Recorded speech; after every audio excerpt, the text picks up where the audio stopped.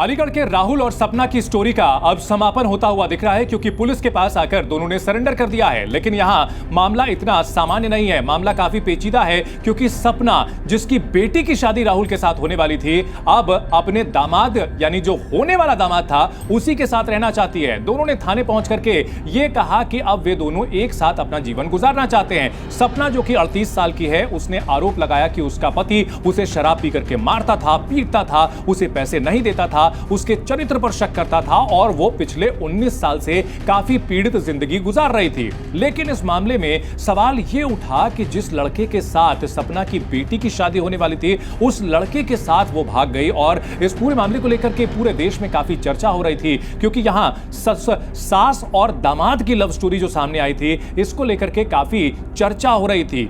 शादी होनी थी 16 अप्रैल को और 6 अप्रैल को सपना अपने घर से गायब हो गई। उसके पति ने यह आरोप लगाया कि 3.5 लाख रुपए कैश और 5 लाख के गहने, जो कि बेटी की शादी में दिए जाने थे, वो लेकर के सपना राहुल के साथ फरार हो चुकी है। यानी 20 साल का वो लड़का जिससे उनकी बेटी की शादी होनी थी। इसको लेकर के पुलिस में जब शिकायत दी गई, पुलिस तलाश कर रही थी। खबर यह आई कि ये दोनों नेपाल बॉर्डर के पास बिहार में छिपे हुए हैं, वहां पर फोन एक्टिव हुआ था। लेकिन जब तक पुलिस उनकी तलाश करती, दोनों ने खुद ही थाने में आकर के ये कह दिया कि अब वे आगे की जिंदगी अपने साथ गुजारना चाहते हैं, दोनों एक दूसरे के साथ गुजारना चाहते हैं।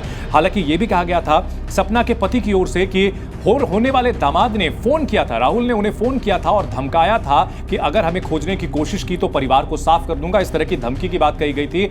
वहीं इस पूरे मामले में एंगल यह भी निकल करके आया था, जो लड़का है राहुल, उसके पिता ने यह कहा कि जो उसकी होने वाली सास थी वो जादू टोना किया करती थी, और जादू टोने का एंगल निकल करके आया था।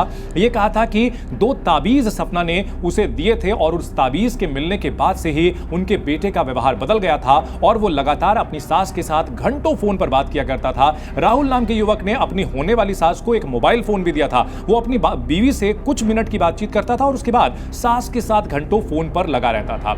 देखिए, इस कहानी में कई तरह के एंगल निकाले जा सकते हैं, कई तरह की बातें कही जा सकती हैं, लेकिन संविधान के मुताबिक दोनों ही अडल्ट हैं, यानी बालिग हैं। और रिश्तों का ये कॉकटेल जो तैयार हुआ, इसमें एक चीज साफ है कि जो सपना नाम की महिला है, अगर वो अपने पति को छोड़ करके अपने 20 साल के जो दामाद होने वाला लड़का था उसके साथ अगर रहना चाहती है, तो अपने पति को फॉर्मली तलाक दे करके राहुल के साथ शादी करके रह सकती है। कोई भी कानून उन्हें आपस में रोक नहीं सकता। यहां जो लड़की है जिसकी शादी होने वाली थी राहुल के साथ में, यानी सपना की बेटी, उसने कुछ दिनों पहले यह कहा था कि वो अपनी मां की शक्ल भी नहीं देखना चाहती, राहुल नाम के लड़के की शक्ल भी देखना नहीं चाहती है। वहीं कुछ दिनों पहले सपना के पति ने यह कहा था कि वो उनके लिए मर गई है सपना, उनकी वो शक्ल भी देखना नहीं चाहते, बस वो ये चाहते हैं कि जो रकम और जो गहने लेकर के वो फरार हुई है वो वापस करवाए पुलिस।